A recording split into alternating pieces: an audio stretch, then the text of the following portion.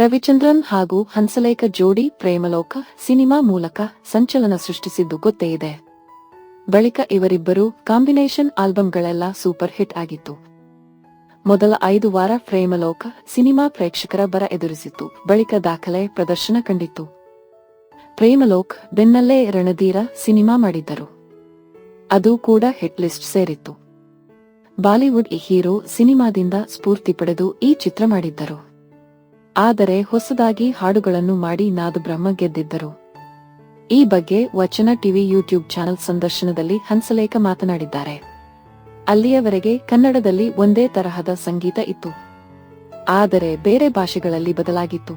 ಅಂತಹ ಸಮಯದಲ್ಲಿ ಪ್ರೇಮಲೋಕ ಸಿನಿಮಾ ಮಾಡುವಂತಾಯಿತು. ರವಿಚಂದ್ರನ್ ಕೂಡ ನಂತೆಯೇ ಚಿಂತಿಸುತ್ತಿದ್ದರು. ಅವರ ವೇಗಕ್ಕೆ ನಾನು ಜೊತೆಯಾದೆ.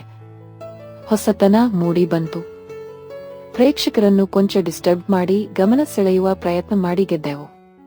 ಹಾಗಾಗಿ ಪ್ರೇಮಲೋಕ್ ಚಿತ್ರದಲ್ಲಿ ಅಂತಹ ಹಾಡುಗಳು ಬಂತು. ಹಾಡುಗಳ ಮೂಲಕವೇ ಕತೆ ಹೇಳಿದ್ದೆವು ಎಂದು ಹಂಸಲೇಖ ಮೆಲುಕು ಹಾಕಿದ್ದಾರೆ. ಪ್ರೇಮಲೋಕ್ ಚಿತ್ರ ಮಾಡುವಾಗ ನಾವು 25 ವರ್ಷ ಅಡ್ವಾನ್ಸ್ ಆಗಿದ್ದೆವು ಎಂದು ಹಂಸಲೇಖ ಹೇಳಿದ್ದಾರೆ.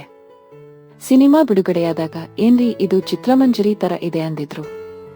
5 ವಾರ ಕಲೆಕ್ಷನ್ ಆಗಲಿಲ್ಲ. ಆಗ ರವಿಚಂದ್ರನ್ ಅವರಿಗೆ ಹೇಳಿದೆ, ದೂರದರ್ಶನ ಇದೆ, ನಮ್ಮ ಹಾಡುಗಳನ್ನು ಅಲ್ಲಿ ಹಾಕೋಣ ಅಂತ. ಅದೇ ರೀತಿ ದೂರದರ್ಶನದಲ್ಲಿ ಹಾಡುಗಳು ಪ್ರಸಾರವಾಗಿ ಜನಕ್ಕೆ ನಾಡಿಮಿಡಿತ ಗೊತ್ತಾಗಿ ಜನಸಾಗರ ಶುರುವಾಯಿತು.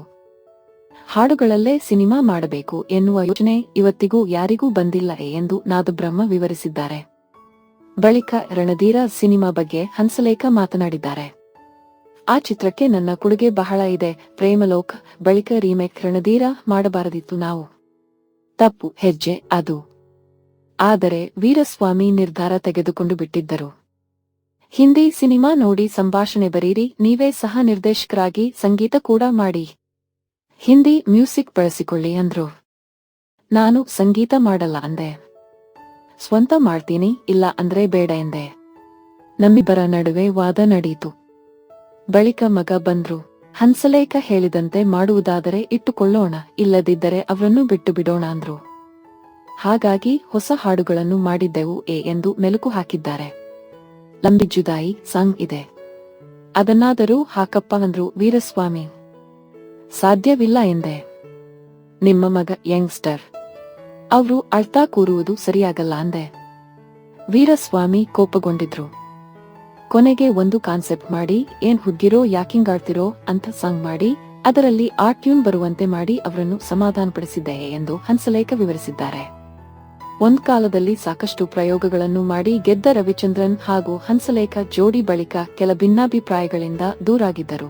ಪ್ರೀತ್ಸೋದ್ ತಪ್ಪ ಸಿನಿಮಾ ಬಳಿಕ ನಂತರ ಒಟ್ಟಿಗೆ ಕೆಲಸ ಮಾಡಲಿಲ್ಲ. ಆಗ ಸ್ವತಃ ರವಿಚಂದ್ರನ್ ಸಂಗೀತ ನಿರ್ದೇಶಕರಾಗಿ ತಮ್ಮ ಸಿನಿಮಾಗಳಿಗೆ ಕೆಲಸ ಮಾಡಲು ಆರಂಭಿಸಿದ್ದರು. ಬಳಿಕ ಇಬ್ಬರು ಮತ್ತೆ ಒಂದಾಗಿ ಕೆಲಸ ಮಾಡಿದ್ದರು. ಈಗ ಹಂಸಲೇಖ ಸಿನಿಮಾ ನಿರ್ದೇಶಕರಾಗುತ್ತಿದ್ದಾರೆ. ರವಿಚಂದ್ರನ್